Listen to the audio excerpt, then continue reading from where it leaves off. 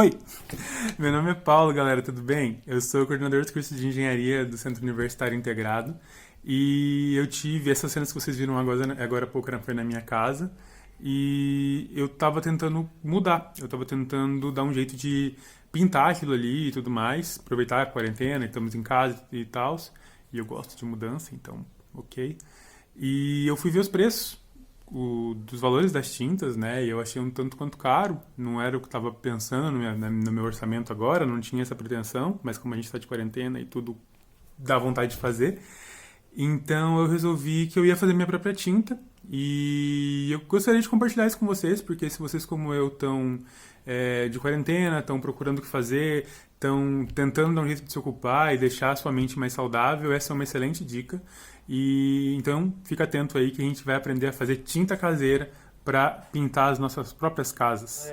Então, antes da gente começar a pôr a mão na massa, eu queria trazer algumas informações sobre tintas para vocês, para que a gente não fique totalmente perdido e entenda o porquê de cada coisa que a gente está jogando, tá? Então, basicamente, para que eu construa uma tinta, é óbvio que isso é uma tinta caseira, uma tinta um pouco mais rústica, né? E não aquela tinta totalmente limpa, filtrada e naquela cara bonita que a gente tem quando a gente compra, a gente divide essa tinta em 4 partes, tá? Ela é dividida em uma parte de pigmento, uma parte de resina, uma parte de solvente e uma parte de aditivo. E a gente vai entender um pouquinho sobre cada uma dessas partes de tintas, tá? A primeira delas é a parte de pigmentos, que nada mais é o que vai dar a cor à minha tinta. Que cor que eu quero criar a minha tinta, como que eu quero que ela fique em aspectos de cor mesmo, no final do meu processo. Então, o pigmento é quem vai dar a cor. Para que a gente entenda, o pigmento ele pode ser tanto sólido quanto líquido, tá? Mas ele precisa ser um material não volátil, ou seja, um material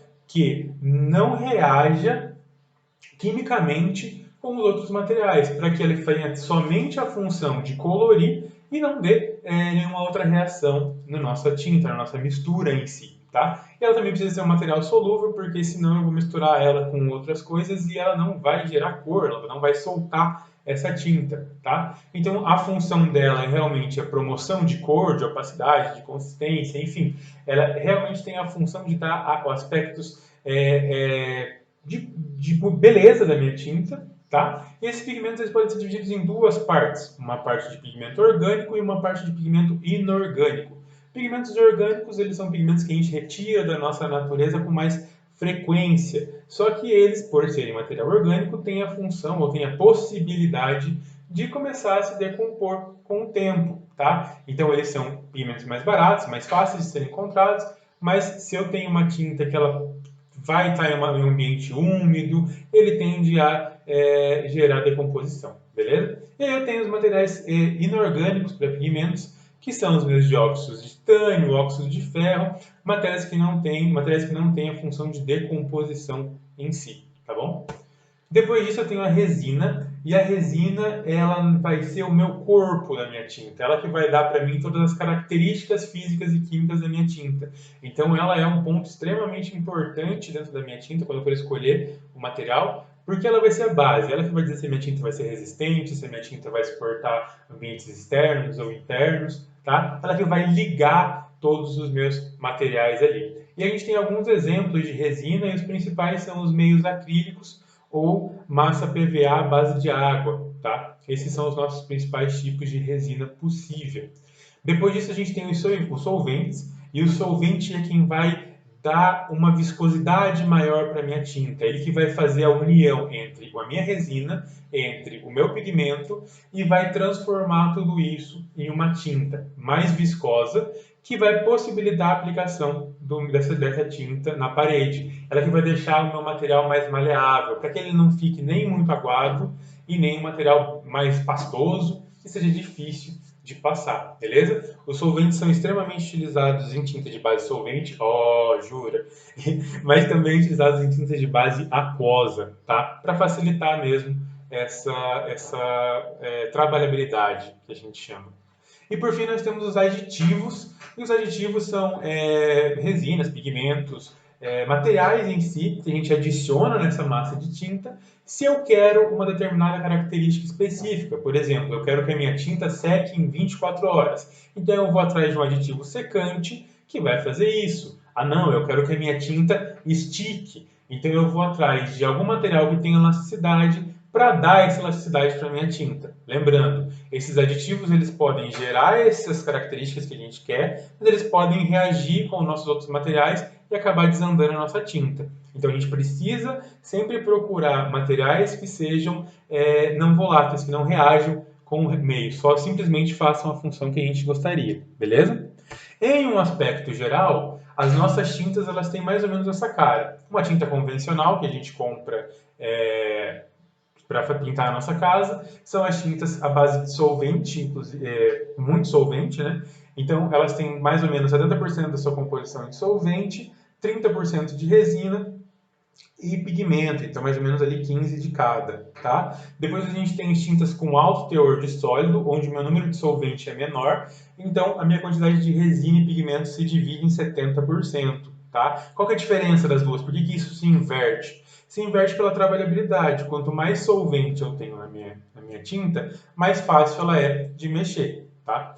Mas a tinta com a qual nós vamos trabalhar hoje é a tinta à base d'água, no qual mais ou menos 50% do nosso material, da nossa tinta, vai ser composta de água, 2% apenas de solvente e as nossas resinas e os pigmentos eles vão estar ali em torno de 40%, tá? E por que eu resolvi trabalhar com a tinta base d'água, gente? Primeiro porque os materiais que eu encontro em casa, os materiais que eu tenho em casa, talvez nos ajudem a fazer essa tinta, então não preciso gastar muito com isso. Segundo, porque ele é um material à base d'água, eu não estou lançando nada que cause impacto no meio ambiente, caso eu queira descartar. Tá? É óbvio que eu tenho um percentual de solvente, solvente é um material oleoso, então ele pode causar sim um impacto ambiental, mas o seu percentual é bem menor. Então ele é um material mais amigo do nosso meio ambiente, por assim dizer, e também porque o cheiro desse material ele é quase inexistente, tá? Enquanto a base de solvente tem um cheiro forte ali de querosene, de gasolina, enfim, do material que eu utilizar como solvente, a nossa tinta base d'água tem quase que nenhum cheiro, tá? E também porque a tinta base d'água ela possui versões incríveis para o tratamento do que eu quero para minha tinta, que é a aplicação em residência, tá? Eu tenho tintas à base d'água a partir de resinas látex e a partir de resinas de massa PVA, tá? Por que eu tenho essa divisão? A resina látex ela tem uma capacidade de resistência à água muito maior. Então eu posso aplicar esse material à base de tinta látex em um ambiente externo da minha residência, por exemplo. Tá? Já se eu quero uma massa para interna, eu posso utilizar PVA. Paulo, por que eu não utilizo látex sempre, então, se ela é melhor? Bom, por custo. Tá? A diferença da massa látex e da massa PVA ali deve estar dando em torno de uns R$ 10 mais ou menos com relação a cada lata. Então, como o ambiente interno ele é quase nunca lavado, depende, se a sua mãe for igual a minha, ela vai lavar todo dia. Mas quase nunca ninguém lava esse ambiente, então eu posso aplicar uma tinta que vai ter uma resina mais barata, beleza? Agora que a gente já Então, entendeu, então, o que constitui uma tinta, a gente vai para a parte prática, vai botar a mão na massa e vai começar a fazer esse negócio, tá? Então, vamos para a parte prática e talvez você tenha até esses materiais, ou grande parte deles aí na sua casa. Então, bora lá! Então bora lá, galera, bora para a segunda parte mais legal, que é realmente pôr a mão na massa, tá? Então pra gente conseguir pôr a mão na massa, pra gente conseguir fazer a nossa tinta, a gente vai precisar de um balde, tá? Pega um balde velho, porque as chances de manchar e de perder o balde são grandes, tá? Alguma coisa para que a gente consiga mexer, então eu peguei uma colher de pau antiga, velha, mas se vocês tiverem algum cano, alguma coisa que esteja limpa aí, pode ser também. A gente vai precisar de uma balancinha ou de alguma coisa que pese, porque a gente tem as medidas dos nossos materiais, tá? A gente vai utilizar como resina, como corpo, uma massa acrílica, tá? Eu comprei massa acrílica porque eu quero utilizar essa tinta do lado de fora. Na verdade eu não comprei, eu já tinha essa massa também em casa. Então, uma massa acrílica, ela tem resistência à água, como a gente viu agora na explicaçãozinha. Então eu posso utilizar ela do lado de fora, tá? Se vocês tiverem que comprar o material e for utilizar essa tinta para dentro de casa, eu aconselho que vocês comprem massa PVA por ser mais barata, tá? Posso usar massa acrílica no interno? Posso, não tem problema nenhum. Ela só vai ter um custo a mais. Agora, se você já tem massa acrílica na sua casa, melhor ainda se utiliza massa acrílica. Então essa vai ser a nossa resina. Eu vou utilizar como solvente querosene, tá? Então, querosene de limpeza, tenho em casa. Eu vou utilizar água, Então, já deixei aqui medido. E eu vou utilizar como pigmento esses corantezinhos xadrez que a gente tem em casa, tá? Eu trouxe outros modelos de corante aqui para vocês verem, que é um corantezinho de comida, ele também pode ser utilizado, apesar de não ser bem indicado, e um corantezinho em pó, tá? Só que o corante em pó tem que diluir, então, no solvente. Então eu aconselho que a gente utilize o corante líquido, desse xadrezinho normal, e é ele que a gente vai utilizar nessa nossa tinta. E a gente também vai utilizar cola branca que vai ser o nosso aditivo, tá? Ela vai servir para fixação da tinta e também para dar um brilho nessa tinta com um tom mais avernizado. Então, cola branca é o que a gente vai precisar. E a quantidade de materiais, ele vai aparecer aí na tela de vocês agora. Agora, apareceu? Apareceu? Talvez. Essa quantidade de material, então, ela vai ser aproximadamente 900 gramas de massa acrílica, então, da nossa massa acrílica ou PVA, 900 gramas.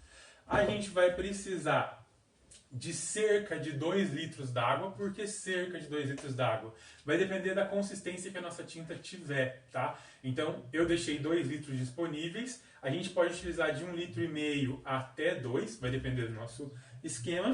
E eu vou precisar de 250 gramas de cola branca, tá? Então, eu comprei essa de 1 litro, essa eu comprei, essa eu não tinha em casa. E a gente vai precisar de 200 a 300 gramas. Então, eu coloquei um tanto. E um vidrinho de pigmento xadrez, tá? Eu vou utilizar o vidro inteiro, vai depender da tonalidade que vocês forem querer na tinta de vocês, tá? Então, a gente vai acrescentando ele aos poucos. Então, já deixei aqui separado pra gente a massa acrílica, o querosene, e aqui tem 150 ml de querosene, a gente talvez não utilize tudo isso. E aqui tem os nossos 250 a 300 ml de cola branca, tá? Então, os primeiros passos que a gente vai seguir no nosso balde, no nosso recipiente, a gente vai colocar toda a massa acrílica que a gente precisou. Então, as 900 gramas que a gente já pesou, a gente vai jogar aqui dentro do balde. Se vocês verem, a massa acrílica, ela tem uma consistência bem pastosa, tá? Pouco trabalhável, assim, no quesito de tinta. Então, a gente vai jogar ela toda aqui. Lembrando, a resina vai servir para dar o nosso corpo da tinta. Então, é ela que vai ter as características físico-químicas da nossa tinta. Então, é sempre bom comprar uma massa acrílica de qualidade, tá? Então, a gente vai jogar toda essa massa acrílica aqui.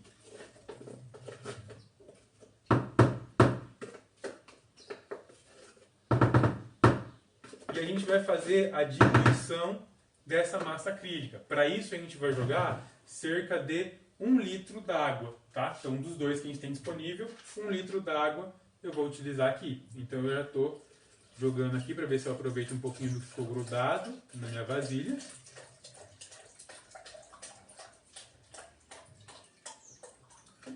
E jogo mais ou menos a metade de água aqui dentro, tá? E aí a gente vai bater esse negócio para fazer a dissolução dessa massa acrílica. Lembrando, essa massa acrílica ela é difícil de dissolver e ela tem que dissolver completamente. Então o espaço demora e a gente vai fazendo ele rodar aqui.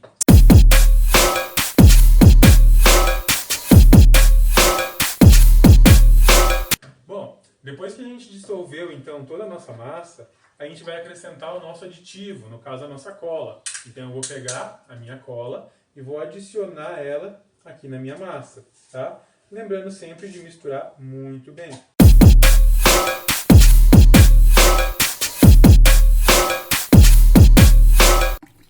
O ideal então é que a nossa tinta fique com essa condição, a nossa massa, né, a princípio fica com essa característica, tá?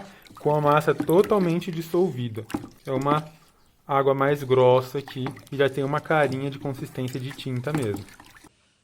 Bom, a gente vai colocar então um pouco do nosso solvente, as 50 ml que a gente tinha separado. Adicione ele aqui na massa, tá?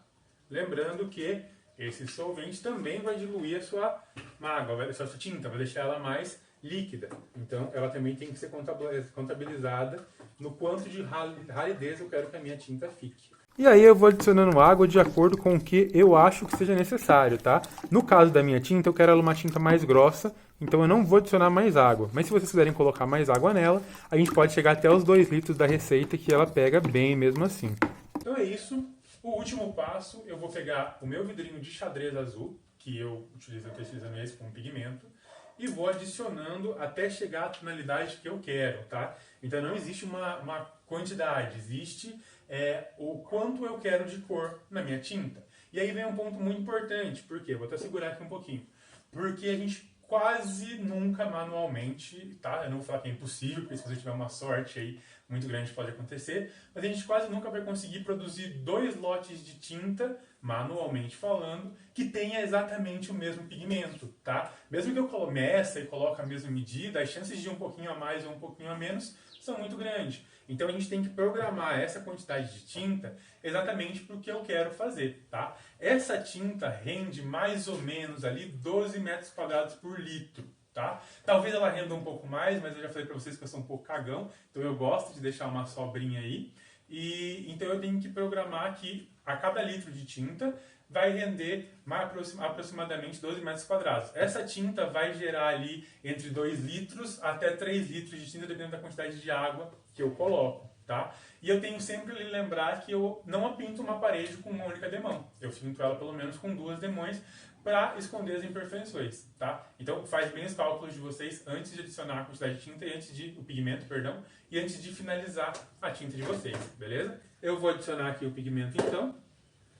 Vou colocando um pouco de pigmento e vou mexendo, tá? Ele ficou um azul um pouco mais escuro, mas aqui que vem a parte legal, a parte criativa, tá? Vocês podem misturar cores, vocês podem utilizar diversas técnicas para cor. Então eu estou utilizando 2 corantes artificiais e eu vou jogar um pouquinho de verde aqui. Bom, depois que eu adicionei então esse meu verde, ele ficou com essa cara aqui, tá?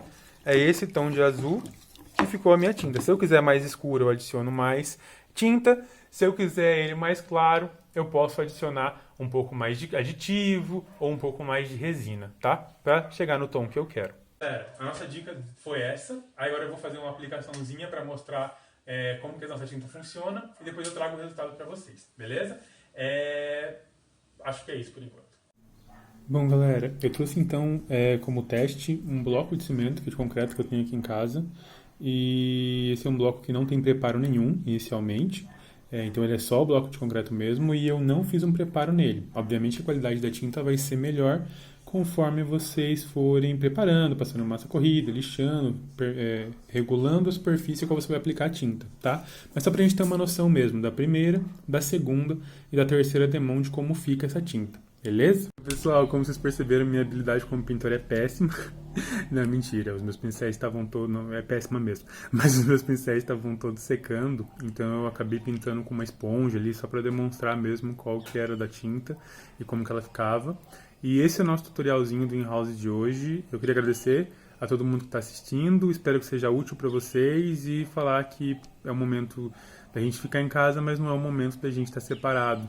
Muito pelo contrário, a gente tem que estar cada vez mais unidos para passar por essa quarentena aí que a gente vem enfrentando. Então, muito obrigado por tudo e eu estou à disposição de vocês para qualquer coisa.